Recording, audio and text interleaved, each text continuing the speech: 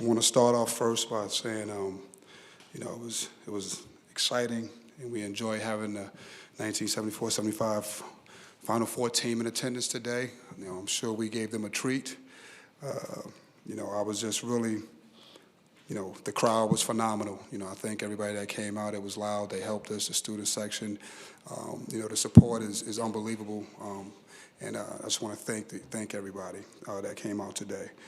As far as the game, I thought everyone that stepped on that court contributed. I'm just so proud of this team. The resilience, the quit. We made some mistakes. They never wavered. They kept going. We got down 7 in one of the overtimes, and we just kept going. We were just making plays. I thought everybody made big plays. I thought Elijah gave us a huge boost to keep us in it in the first half. He was great. Obviously, Eddie, keeping us around, rebounding and scoring, and Jair got it going in the overtime. And JJ was, he was JJ. He stepped up when we needed to, when we needed him to. Again, I can go all down the line of everybody that stepped into this game, but I'm just super proud of this team. That was a game that was very entertaining. Sometimes, you want to be, you want to play this. As a coach, you got an idea how you want to play, but at the end of the day, our guys persevered. They gutted out a win, and I'm just excited and proud of those guys. Questions? Just what you could say about that leadership of J.J. Starling, 28 points in this game, and just his attacking of the rim and getting to the free throw line late. Yeah, I thought J.J. kept his focus in the game. Obviously he had a chance to step up and make a couple of free throws that could have maybe ended it, but he when you're a guy, you have to be able to do that. You have to be able to move on to the next play, and I thought he did a phenomenal job of that today. Red, was there a message that you kept reiterating as the overtimes grew to your team? No, just keep playing. Keep playing a lot of time. We knew what we wanted to do. You know where the ball was going. The biggest thing was just keep defending and trying to keep them off the glass when we get a stop. And obviously, stops are hard to come by in this game. But just keep going. Stay focused. I thought our press was really good. We created a couple of turnovers there, so again, it was just really staying focused. Staying calm, keep playing. Adrian, Donald is a 91% free throw shooter. He missed 5 of them today, and he missed 2 of them at a very crucial part of one of the overtimes. And I don't know what you said. Like, is it serendipitous, or like, what do you say in situations like that where a guy just, Good. I'm glad he missed them. I mean, we didn't shoot our free throws as well as neither today. Yeah, again, we had a chance again.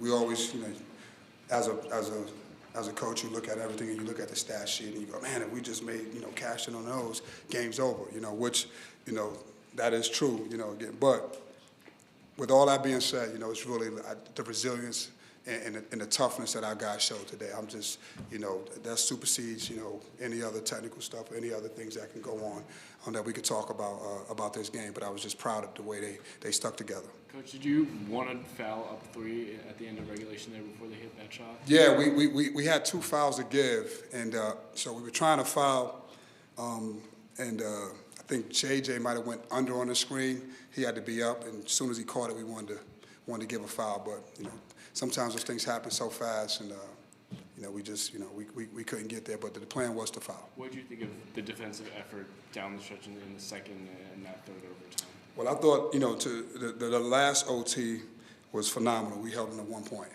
I thought we stepped up and we got the stops that we needed, and then we rebounded it, and we took care of the ball and got to the rim, got to the basket.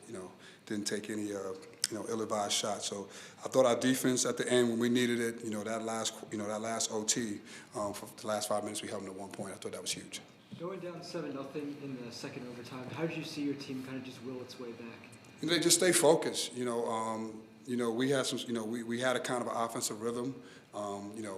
So I think, when you go down like that and you kind of struggling to score, I think both teams kind of had an offensive rhythm, to be honest with you. But we just kind of kept chipping away with it. What I told those guys when we were down 7, we don't need to rush anything. Keep taking our time. We got enough time. All right. A lot of times you see in these situations when you get down 7. You start to feel like you need to take a 3, or something like that. Just say, hey, keep chipping away at it and getting stops, and that's what we did. JJ's usually the guy, he's your leader, but in the last 35 seconds there of regulation, he misses the front end of 2 1-and-1s. Do you say anything to him before you send them back out for overtime? No, I just told him, hey, let's go close this one out. There's no need to, you don't want to focus on that. Let's close this out, and you'll make the next ones. Not, just kind of, and the game is going. So you don't want him thinking about that. So just trying to give him confidence, and he was confident. I was very proud of JJ today because he really stepped up and kind of kept his composure.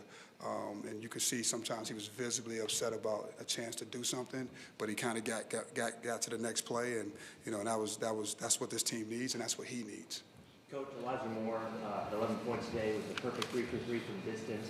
What's the next step for him? Because he was very active in the beginning of the first and second half. To kind of take the next step to being maybe some of those later game situations. I think like most freshmen, keep getting better. Keep being more consistent on both sides of the ball. Obviously he had a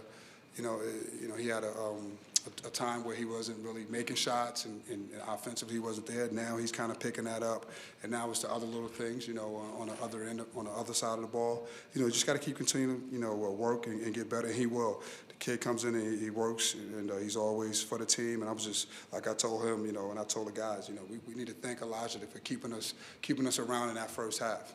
Is he okay physically? A back brace? Does he always wear that? Or? No, these guys all wear that. You're keeping your back warm.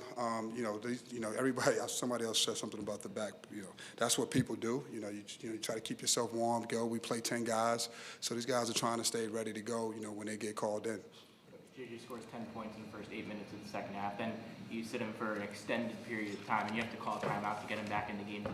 Did it kind of go on too long without him, or what was the kind of philosophy of trying to get him back in the game, and did it just go on too long? No, I thought the group that was in had a nice rhythm. They were going, and I think, like most coaches, if you can get your best player out and get him some rest, with a lot of time left, you're gonna go back to him. That was kind of the thing, and we had a good rhythm. That team had a good rhythm, and once we stalled, then I got him back in. Coach, I know that you mentioned that your message didn't change from first overtime, second overtime, third overtime, but there was a spark I think everyone saw in that third overtime. Where do you see that coming from? And did you notice, any of the players maybe saying, okay, let's go home, this is the last overtime that we're going to have and we're going to come out and win? I thought, in particular, I thought Jair and Eddie, I thought those two guys really, kind of, carried us down the end. Jair on the offensive end, and I thought Eddie did a phenomenal job, rebounding. And even Jair, we didn't come up. We could have come up with a couple of ones earlier, but I thought those two, they were in it. I think everyone that was on the court, and obviously, the one guy I didn't mention, and I'm proud of. He had 6 rebounds today. Was Chris Bell. I thought Chris did a phenomenal job defending late in those overtimes on hand. But I just thought the whole group, everybody just you could tell they were locked in and working together trying to get the win. Eddie played 49 minutes today.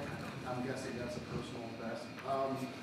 Did you ever look at him and think, I need to sit him down, he needs a little rest, or how was he looking back at you during those timeouts? Yeah, Eddie doesn't want no breaks, man. He was in it. He wants to win. Eddie wants to win. I thought he was phenomenal for us. I thought he made some good stunts on some ball screens late. Got a guy to kind of pick it up and shoot something quick and rebound it. But no, Eddie. Eddie doesn't like to get subbed out the game. He's a competitor. And again, but not once did I even think about it. Late. Besides, when we were going offense and defense, trying to get someone in. But we needed him around. He does a lot for us. He calms us down. Obviously, we run a lot of offense through him. Whether it's in the post or in the high post, and he can transport the ball and set screens and roll, get our guys open. So, 48 minutes, I'm sure that's his personal best. But Eddie'll be okay. Coach, only 38 points in the paint.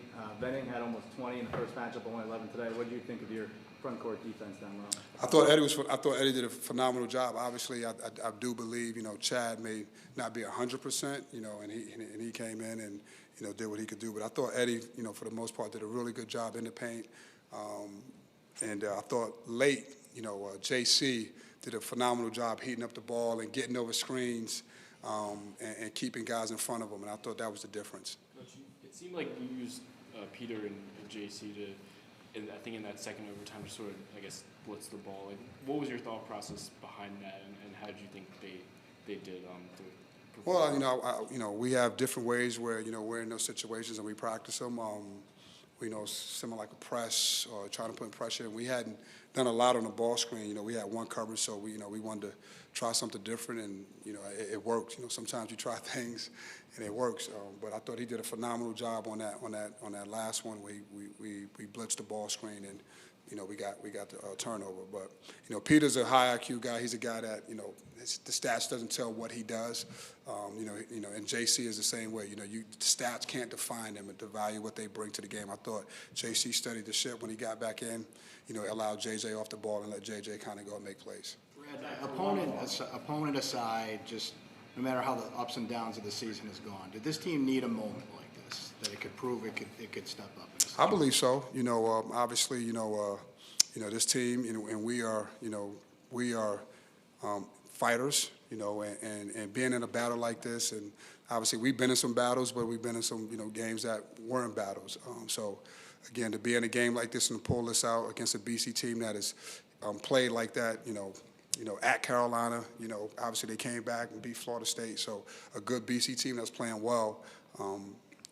It was good for us. We needed to have that, and I'm excited that we were able to show that. And we just got to keep building. We will keep building and fighting until the end of the season.